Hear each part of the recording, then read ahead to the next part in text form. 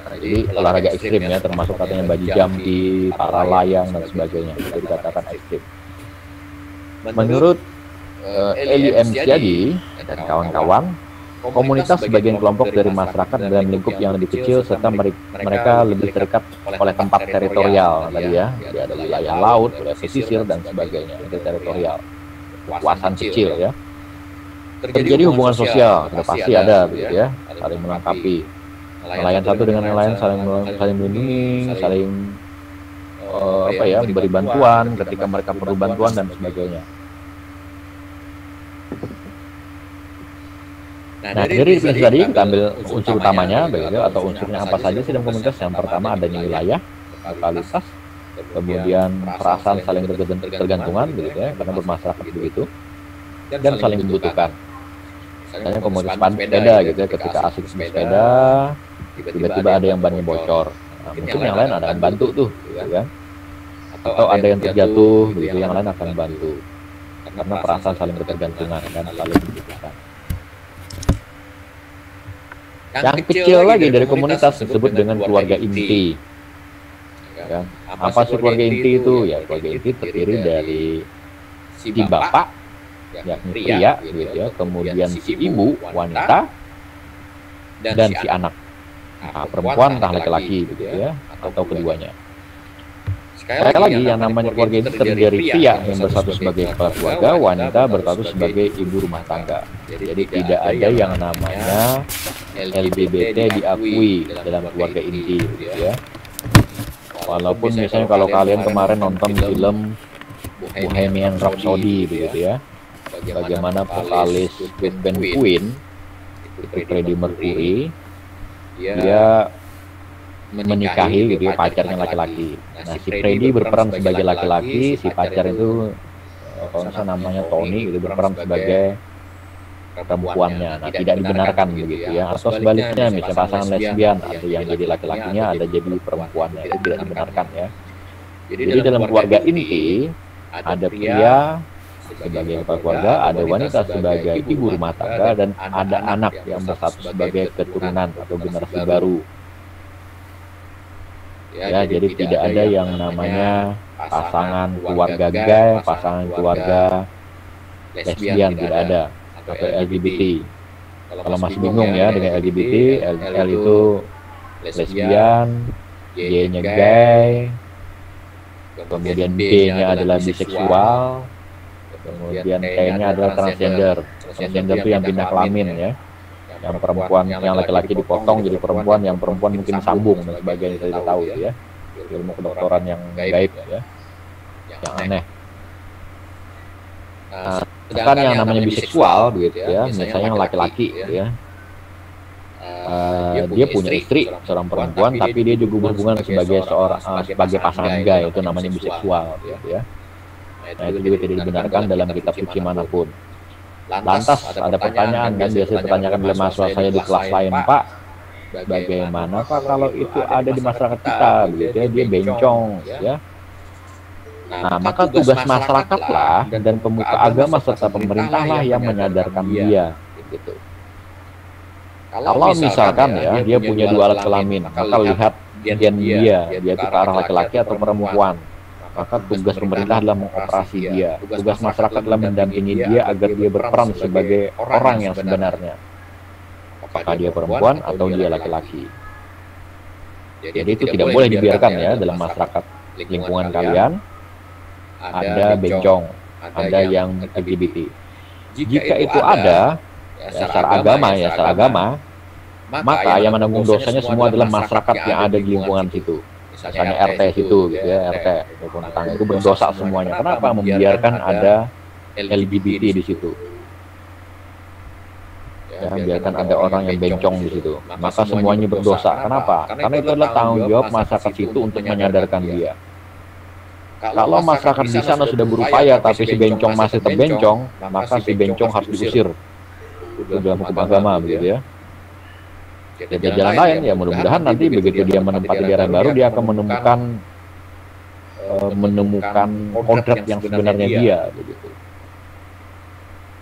Ya, jadi sekali hati-hati ya. Kalau kalian punya teman yang LGBT, tinggalkan dia. karena itu LGBT itu ya, itu lebih berbahaya dari virus corona.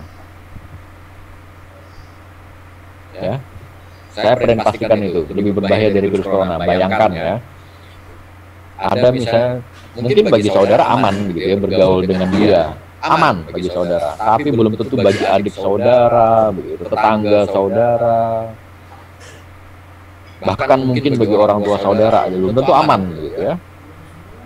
Nah, hati-hati itu ya. Misalnya nih punya teman gay gitu ya. Kamu punya adik perempuan, punya adik laki-laki gitu ya. Hati-hati itu. Hati-hati, jadi jauhkan dia ya. Nah, jadi hati-hati sekali lagi ya, itu berbahaya sekali. Lebih baik kena corona gitu, mati selesai. Ya kan? Tapi kalau kalian terkena virus LGBT, itu neraka aja gitu ya, yang menerima kalian lagi. Tuhan pun tidak menerima. Ya, kenapa Tuhan tidak menerima? Karena kata Tuhan cuma dua dalam kitab suci itu ya kan, laki-laki dan perempuan. Artinya kalau ada yang tidak jelas gitu ya, tugas masyarakat, tugas dia untuk mencari dia itu jadinya kemana, gitu, laki-laki atau perempuan. Jadi sekali lagi, kalau kalian punya teman LGBT, tinggalkan dia. Tidak ada kompromi ya, itu virus yang berbahaya, dan virus itu bisa membawa kalian ke neraka.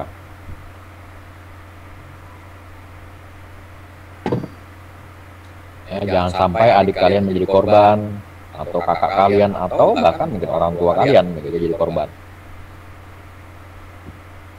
Ya, jadi itu tidak ada ampun begitu ya bagi LGBT itu, tidak ada ampun itu. Nah, dari dua poin di atas tadi begitu ya, maka keluarga dikatakan adalah kesatuan suami sebagai ayah dan istri sebagai ibu, serta anak sebagai keturunan mereka. Tapi sekali lagi gitu ya, si suami tetap harus laki-laki, si istri tetap harus perempuan. Ingat itu baik-baik ya. Oke, bentar lagi ya.